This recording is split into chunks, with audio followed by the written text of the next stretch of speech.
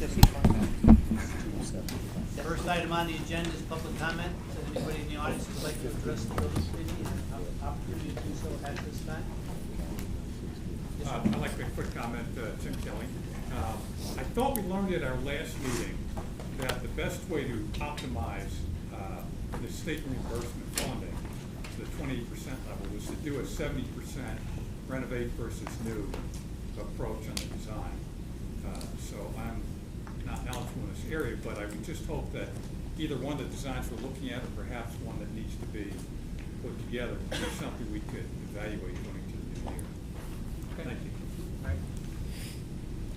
Anybody else like to speak to the committee? Pam? Hi, Pam Fisher, I'm Jules Court. I know there's concerns regarding the square footage, and I'm certainly not knowledgeable of why it would be over, why it has to be a certain number. But I keep coming back to that we have a auditorium that's too small.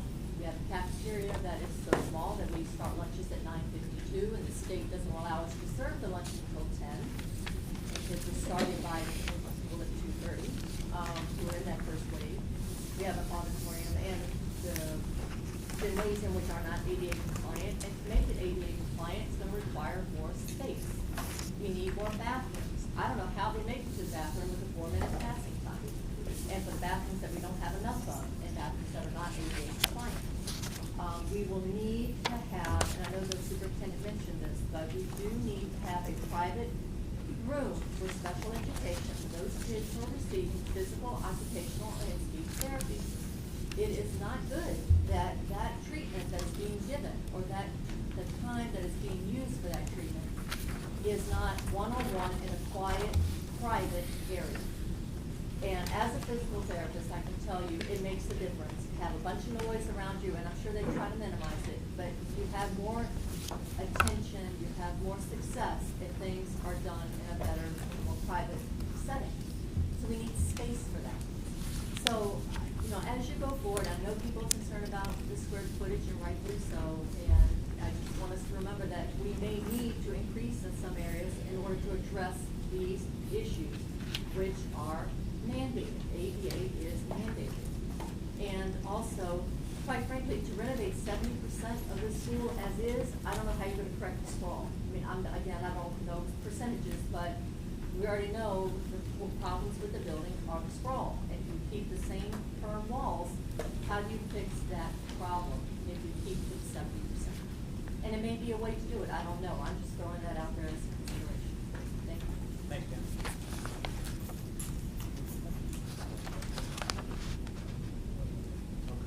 Thanks.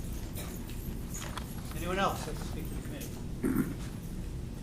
If not, we will move on to approval of the minutes for November 30th, 2015. Is there a motion? So moved. Second. Discussion?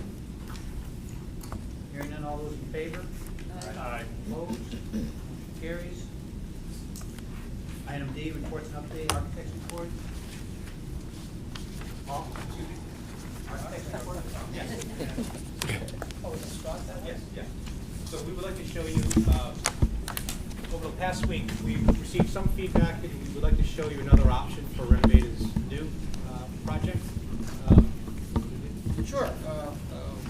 We call it sort of the preamble introduction that we'll be using when we have the first public rollout.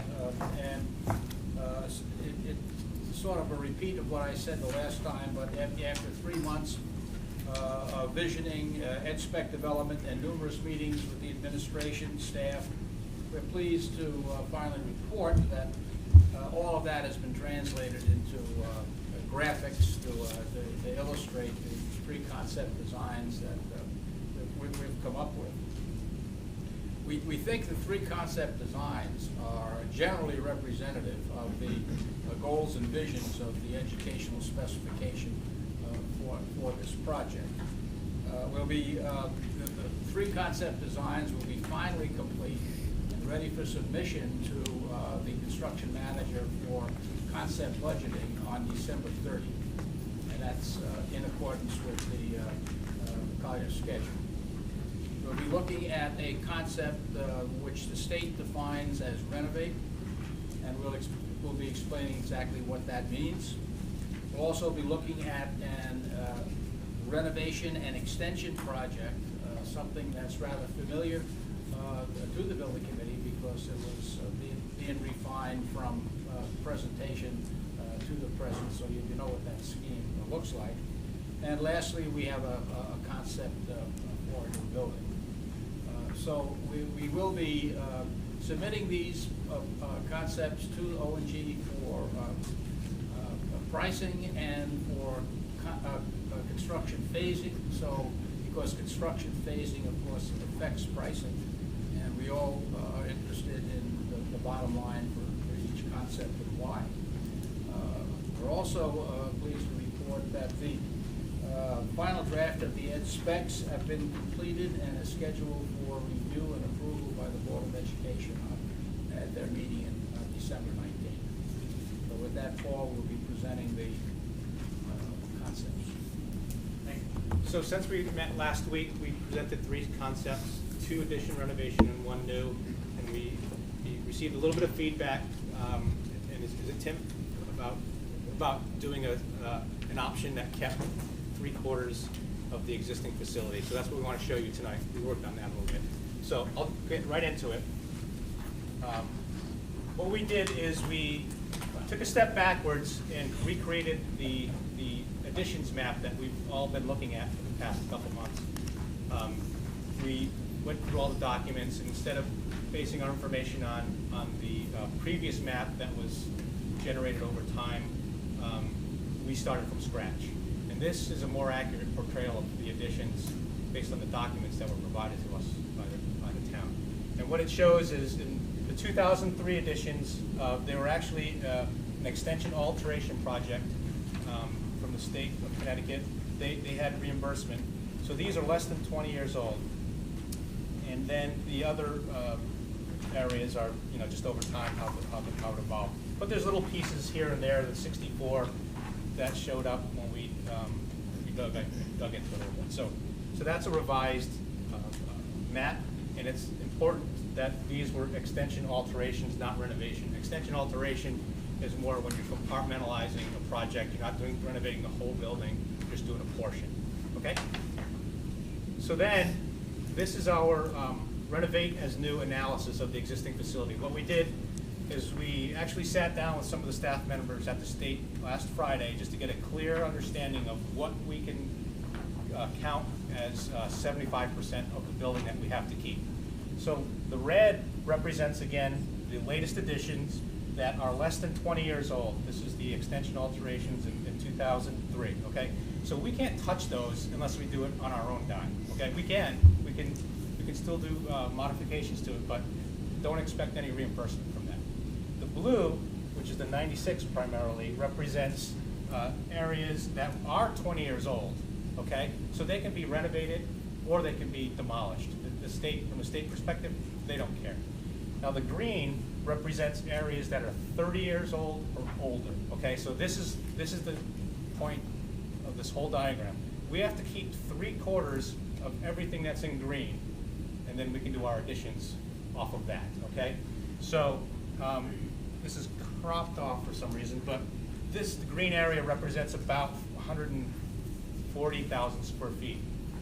So what that means is we can demolish 25% of that, which is about 35,000 square feet. We can demolish about 35,000 square feet of the green, okay?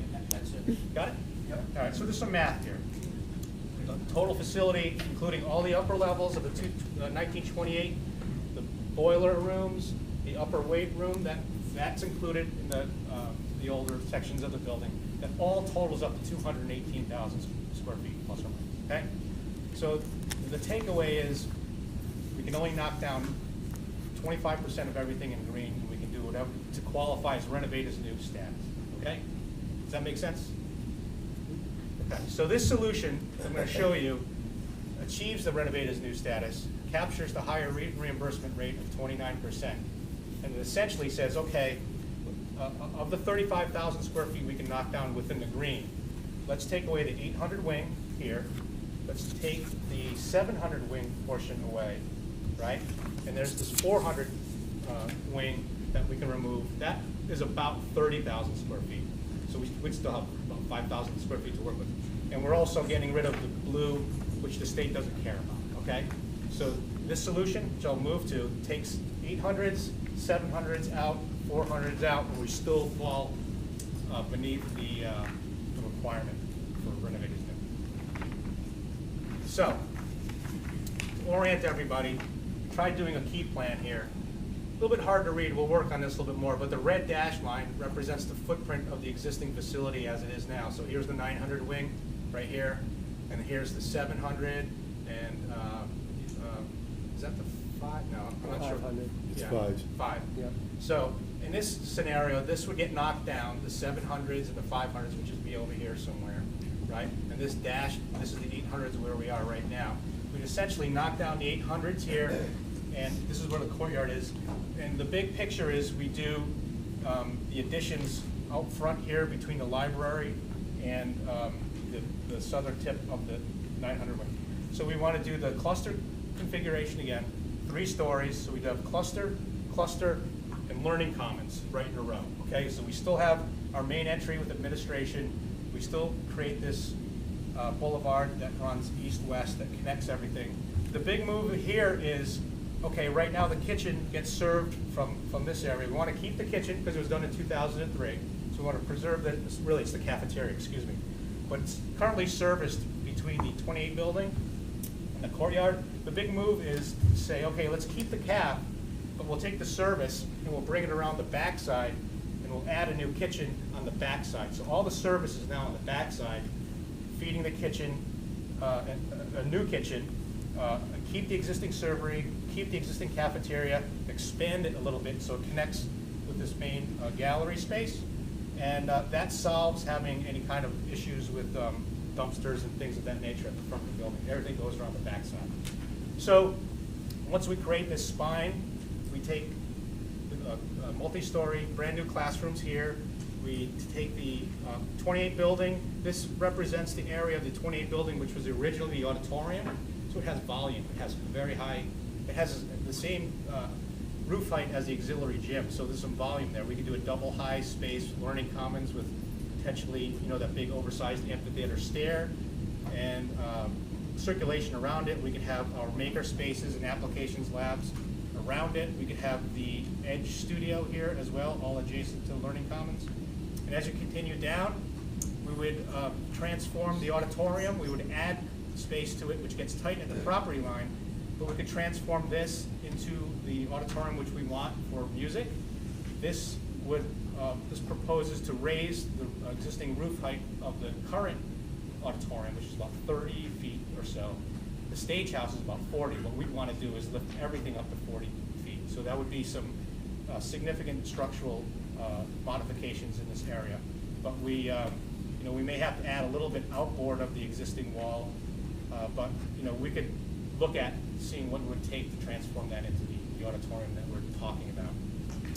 So within the existing gymnasium, we also could put the choral room and band room and the studio theater. All 3 of those spaces require ceiling height as well. So it's a good use of the existing gym, right? We have that volume. Let's use it. At the end of the spine, we have tech ed again, with art would be a stack above it. So we have a good relationship of tech ed with art above it and the performing and visual arts all at this end of the gallery here. So outboard of the auxiliary gym, we would keep this, we'd renovate the lockers and have a new gymnasium, which you can see the line of the existing 500s. It would end right here about at the toe of the slope where the 500s are now. So we're not really going into the hill at all. On the back side, we could have an event and staff entry, which could get people into the gymnasium and then possibly through the building and into the auditorium for evening events. Could be staff parking in here as well. We'll show a site plan in a moment. This receiving area could be sort of screened off, so if there were parking, you're not looking at dumpsters, right? But this could also serve receiving for the kitchen area and also the mechanical space. So this is sort of the back of house functions here. Then what we did is we could either detach the 900 wing completely or have a small connector to the alt high school. field house again, and then we would propose the Board of Ed, not in the 28 building as we've been showing most of our solutions, but bring the Board of Ed upstairs. We could put a second floor on that and a new roof. If we move upstairs, again, cluster, learning commons, mezzanine. We could have more application labs. You know, our cafe could be up here. We could have other classroom spaces up here supporting the learning commons. The big oversized amphitheater stair could be at the end point of this long gallery. Then, again, we have the performing arts studio, auditorium, and art would be up here as well. So that's all one sort of arrangement. And as we go up higher, last level is the upper level for the clusters, and this is where, to me, it falls apart a little bit because we have guidance up on the third floor of the 28 building. Guidance really wants to be near the front door, as we've shown before, so that when parents come in, they can go to administration, they go immediately to guidance without traversing the whole school as they do now. It's not ideal. This isn't terrible. It's not ideal. So that's one thing that I think we should look at. The issue is going back to keeping 75% of the green area. We need to find good use for the multi-story 1928 building. We have to find spaces to put in the upper levels of the 1920. There's things that we don't want to do, such as special ed and things of that nature, or the nursery. That wants to be on the main level. Okay? So that's the floor plan concept. The goal is to have the 75%, get the 29% reimbursement rate, qualify as renovate as new. Luke, I'm going to ask him to come up here and walk through the site plan really quick. This first question. So what we took was this option here of this proposed layout, and what you can see is the white is showing the parts of the building that would be kept, whereas the tan color is where additions or pieces would be added. Again, on the site plan, you can see, based on trying to keep this, it does still take up quite a bit of room. Unlike the plan, and I'll flip to, this is what was shown last time.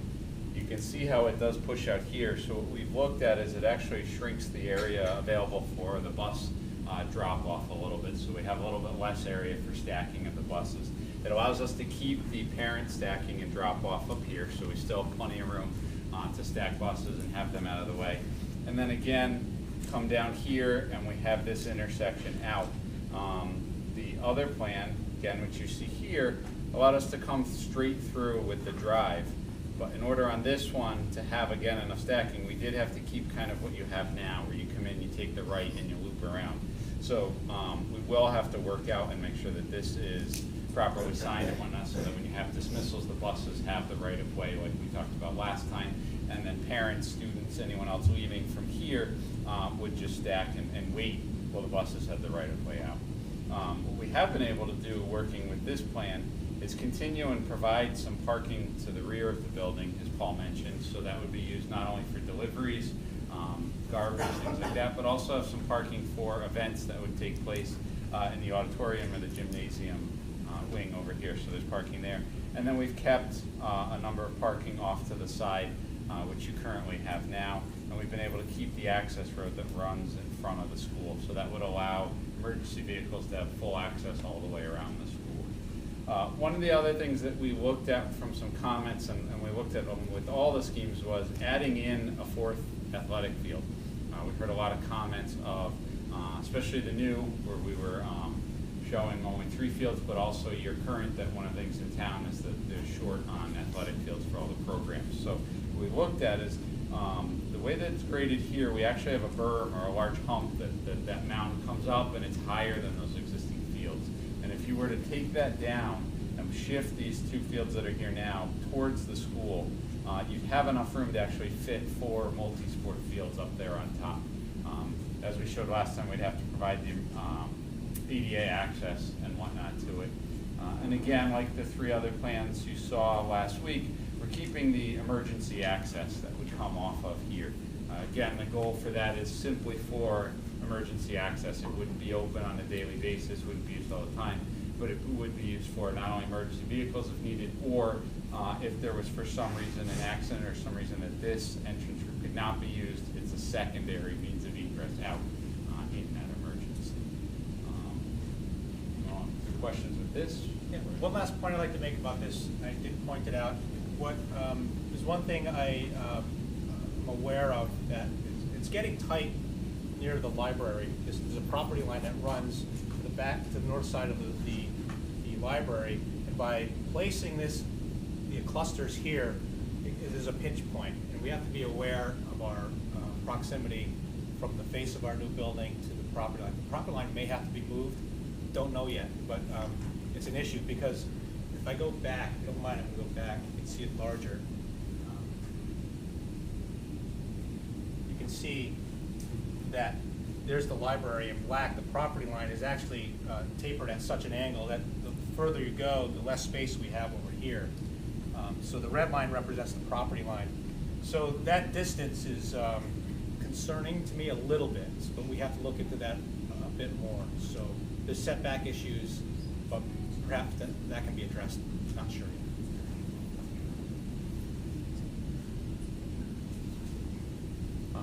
Additionally, what we did, and I'll run through very quick, is we took this was the site plan. We also looked at the other site plans for the other two schemes that we showed last time. Again, the renovate here we looked at, and again, we could do the same thing where we could add that fourth field in with this plan. And then we looked at the option with the new up top. This was shown last time with the 3 fields, 2 full-size, 1 smaller, and keeping the field house. What we've done is shown graphically that part of this project would be adding to and expanding the buffer that runs around the upper portion there where the new loop would be. We know that that was something that was voiced, and we wanted to make sure that that was strongly shown. We've also taken the same concept and done a second alternate where 3 full-size fields are able to fit down in the lower area if we were to demolish the existing school. But in order to fit those, as you can see, we had to take out the, we called the field house, but would be the 2003 addition that's there now. But that does allow us to fit 3 full-size fields, which would match what you currently have up on top here. With that, questions? Question? Do you have any questions? Dan?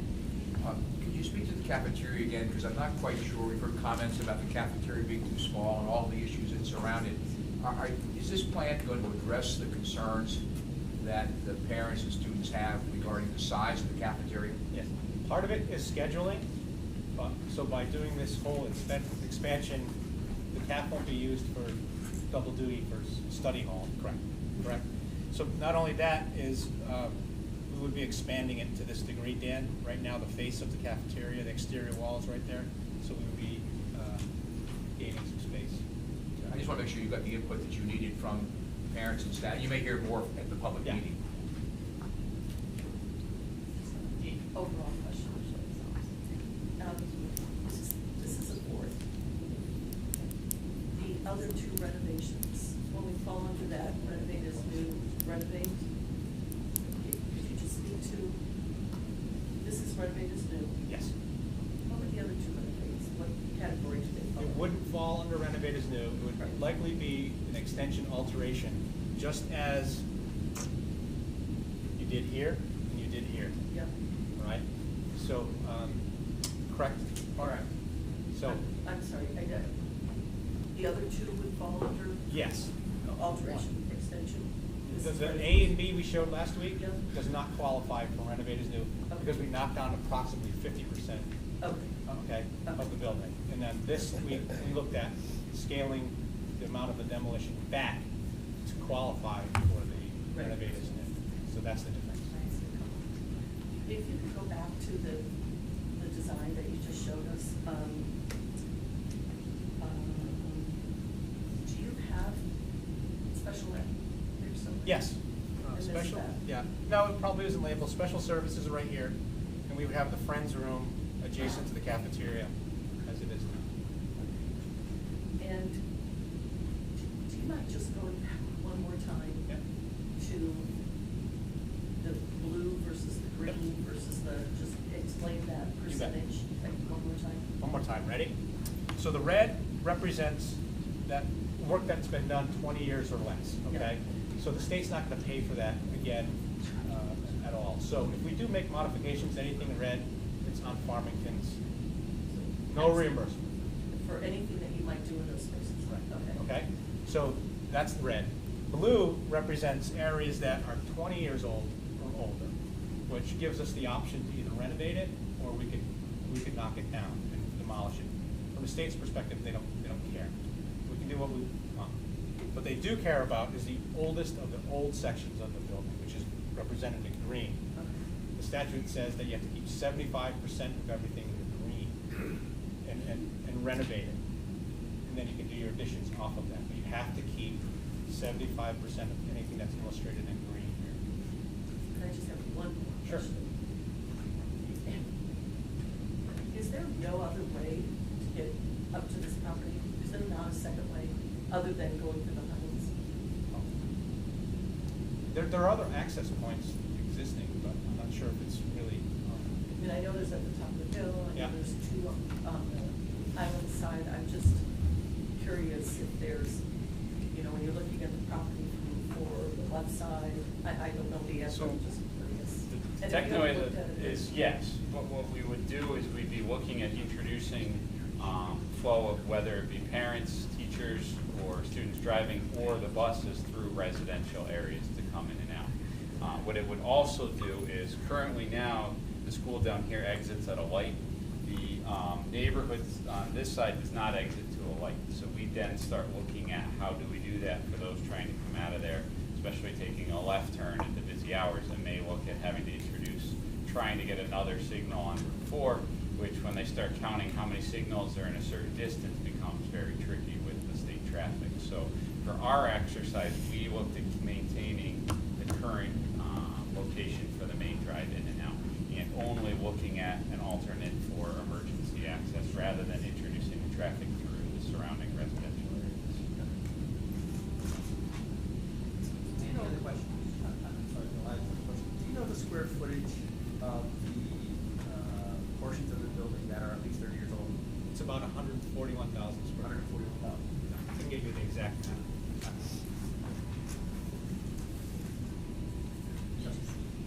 Thanks for putting this together. I think this is a good start to a true renovation option. A couple questions. These aren't really major ones. We'll have time to look at this deeper, I'm sure. But music events that take place towards the western end, would you envision an entryway over there rather than just doing a visitor's entry up there by the gym? I don't know, that's a good question. What I don't love is that, at the moment, is that we have these two assembly spaces that are in separate areas of the building. Ideally, they'd be more conjoined together, sharing a public lobby. But there would be an opportunity over here, certainly. The question is how many entries do we end up with around the perimeter of the building? Yeah. We're trying to get away from that. I But mean, one of the things that's cited here, I never knew this was a problem, but that noise from a main event at the gym Yeah. can upset the auditorium. Like I said, I've never seen that, how big it is for really loud games or what have you, but that would seem to solve that problem then.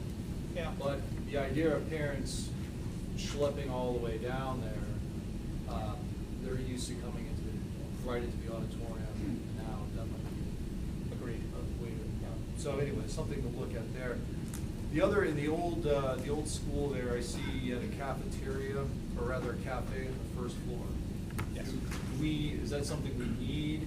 It's part of the Learning Commons area that has classrooms, they have breakout spaces, they have areas for large group instruction, small group instruction.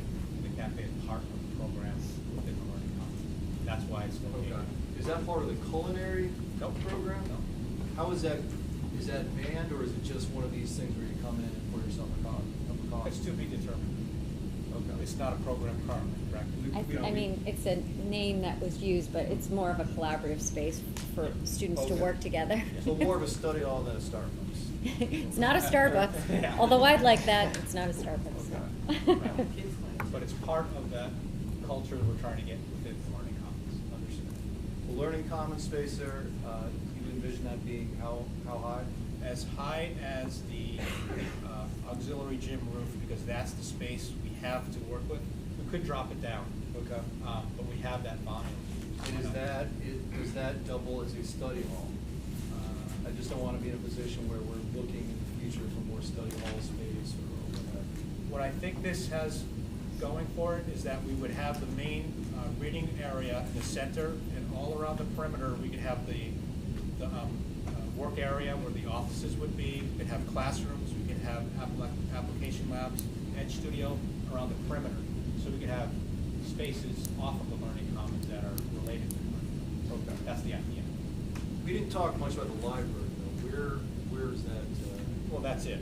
That's the reading area, which is in the center of the learning. Okay. That's fine. Yeah. Learning commons. Is that big enough as it's fully laid out? That would work. For the reading. See, it's not one big room anymore. It's the reading section, reading area. It's a classroom. It's collaborative spaces. There's what we're calling that. For purposes of public display, you may want to consider putting library in parentheses as folks go online and as this is shown, because that may not be clear. Thank you. Paul, just have one question. Sure. If you go back to the graph that has the age of the wings. Which one? The prior graph that has the age of the wings. Color, yeah. This one. Sure. There was no confusion with the state when you sat down talking about that 75% applied to 1952, 1928, 1978, 1964. They didn't talk about the overall square footage of the current facility. They said you need to meet 75% or 105,000 of the 141,000. We drew a diagram collectively with the staff at the state of what portions of the building, everything in green, 75% of it has to stay. So we did that analysis together. And they knew the overall square footage was 200 and something square. Yeah, we had this diagram, Yeah. the previous version of this, and we mapped it out collectively and came to that determination. Not the overall facility, just the areas in green, 75% of the areas in green. Other questions? Miller? Can you explain one more time, if the 2003 wing is demolished, and I'm not saying that it should be, but you're saying the reimbursement, how would that affect reimbursement? Do we have to replace those classrooms, even if we reimburse for them? Yeah, anything we modify in the red would not be reimbursable by the state. The theory being they paid for it within the last 20 years. Okay, so if you're recreating classrooms elsewhere, those would not be reimbursed because they were already in the 2003 wing? Now, your new pods that you're creating, Yeah, your new wings, Yeah, those are new classrooms. that's correct. So would those all be reimbursed, even if you did demolish the 2003 wing? Correlation between classrooms fall and not the age. Yeah, I'm not sure. Yeah, I don't think So that's. if you relocate the classrooms that are in there. Like relocating the space. Because you're saying if you demolish that building, those classrooms are lost. No, they're not. Where do they go? They're in the new additions. They're all part of the pods. They're part of the new pods. I got that, but do we get reimbursement for those? Yes. But we don't get, the cost of the demolition isn't paid for. Is that all? If it's gone, you lose that, and you've got like 3 years left on, or 6 years left to pay on. But the fact that you're relocating space doesn't matter. No. Okay. You get reimbursed for the classrooms that get relocated from the 2003 building. Correct. Into the new building. You don't get reimbursed for demolition, and you still have to pay off Right. the old building. And That's correct. Yes, Tim? Paul, the only scheme that showed the 2003 demolished was just to create an extra playing field if there was a new school, correct? Is that the only scenario where the 2003 was demolished? That was with the new school option and just to create another playing field. Am I correct in that? Yeah, we Okay. could do that, and we showed that earlier. Yeah, I just want to, make clear that that was the only. Second 2003 demo. Yeah, but the previous ones we presented last week, A Oh. and B, and we also demolished the cafeteria. No, I mean the 900 one. But you're talking about. Yeah, Yeah, I understand. yeah, so strictly the 900 one, the only scenario that that's gone is the one you showed with the new school, and that would be if we needed to create another building. Got it? As an option. Yep. Really, any other question? Well, I don't know that my question's been answered yet. No, let's stay I on, just let's think stay on it, because if we're just, we're sacrificing the demolition of that. It makes sense, because I asked this question last time. Is that old wing or new wing hanging us up in any way to making a really good design? So maybe in this scheme, I don't know how much it's really hanging us up, but when I look at this, I see the same footprint that we have today. It's probably roughly the same area. If you did a perimeter, it looks virtually the same. Maybe it's even bigger. That's both superimposed on one another right Yeah, I there. see that. I see that it's about equal to me. So, is that helping us? And also, part of my question would be, have you looked at making these pods in one building instead of two? Because that's a lot of surface area for a tower of classrooms that could be all pushed together in more denser kind of way. I don't, just wondering. Need is an important consideration. What's that? Need, the light and air. Yeah, you need the perimeter. If we stay with the 7 classrooms, everything that makes up the anatomy of the cluster, we need all the natural light that comes with it. So, I see, it's easy to say, oh, there's a big gap there, let's just push it together, but, no one gets windows. And unless we change, we have 6 clusters right now, based on our visioning sessions. I mean, unless that changes to bigger clusters, for instance, pushing them together isn't gonna, not. I just think Yeah, it's you know what I'm saying? an expensive way to build. Well, as I often do, I like to be a building advocate and to design the building in a way that's going to be useful for the next 3 or 4 generations, with light and air certainly being a very important component in the lead equations and whatnot. I disagree that it's expensive because it's necessary, in my opinion, as a building advocate. Those features are critical to the success of a building. Okay, no further questions. Johnny?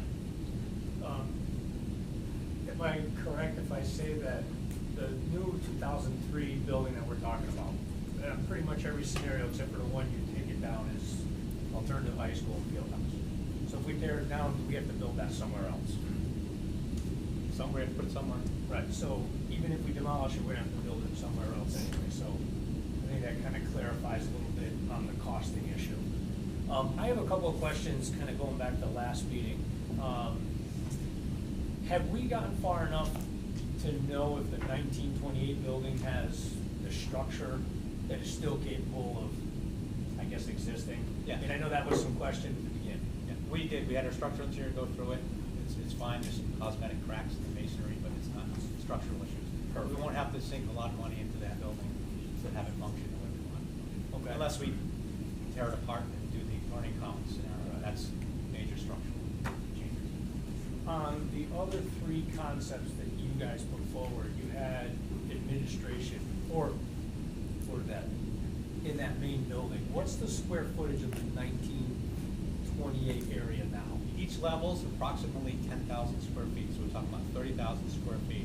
Board of Ed only takes up around 10,000 square feet, as we just figured over last day or so. So we still have to, maybe they live, I'm not sure if including the circulation, that's not including corridors. So we may have to split that between the 2nd and 3rd level. Okay. But have some of the school functions down below, maybe there's alternative F down below, and then they're split on the 2nd and 3rd. Maybe there's an extra space up there.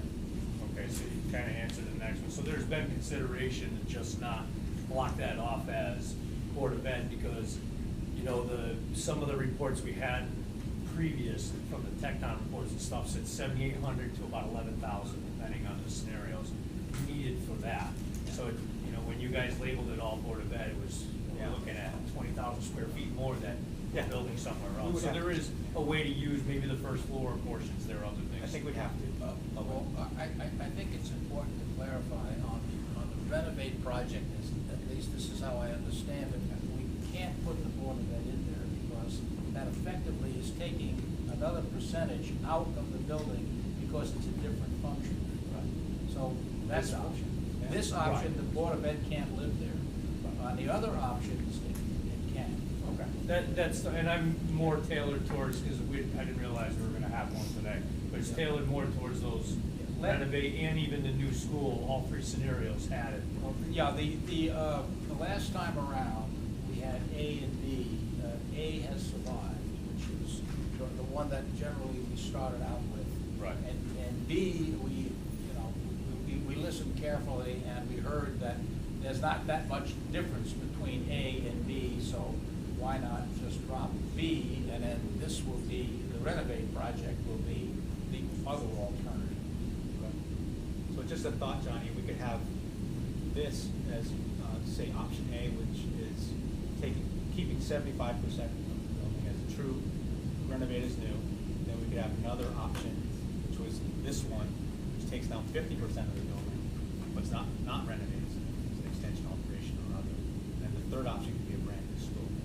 So there's exploring all three pathways for funding. Okay. And I'd like to also emphasize that the reason for studying a new building, the state requires that a new building be juxtaposed against the renovate project to determine which one actually is more cost effective. That's why it's in the picture at all. Okay. That's great, because I think that's where we were headed. When I came in here tonight, before we knew that option B was gonna go away, we had discussions early on about looking at, you know, two options, and then maybe in a new option. But when we discussed it previously, we talked about an option that was more along the lines of the reason why we kind of landed here to begin with, which was our auditorium is severely out of date, and we have tremendous ADA issues, et cetera. Not that I'm advocating for a Band-Aid, but some of the discussion was along the lines of, you know, if we kind of Band-Aid this, it'll only last 10 years, and we'll be back at this table. And also, running our existing facility is gonna cost that much more because it's old and this. So that we can at least portray that to the public, that for those that may not want the grand scheme, to at least say, listen, we are looking at a less expensive option, but in the long run, it's gonna be more expensive or somewhere in there. So it's kind of the investment thing. I wanna back up a little bit. I had a chance to go through those awesome spreadsheets with the square footages and stuff on the sizes, because I had some concern at the last meeting about, you know, the increase in square footage versus not renovate, because those spreadsheets are based solely on a new school versus what's existing, so they are apples for apples. You're not trying to reuse an existing space. It's gonna kind of, you know, pigeonhole you into a certain thing. The first question I have is, when you guys have been in discussions with the state, I think it was 2 or 3 meetings ago, we talked about how Farmington may have the option to go between kind of the old standards or maybe the new standards. And the only thing I really saw in there is that they really just take the number of square feet per student from 180.5 down to 170, which is kind of not an option. Do we still have the option to go with the primary? Because then the square footage doesn't become 18% more than what they're slated, but it comes more like 9 or 10. Can Mark speak to that a little bit? Yeah, our understanding is that we do have the option to utilize the existing guidelines. The new guidelines don't go into effect until July 1st, because our grant application will go in prior to that. And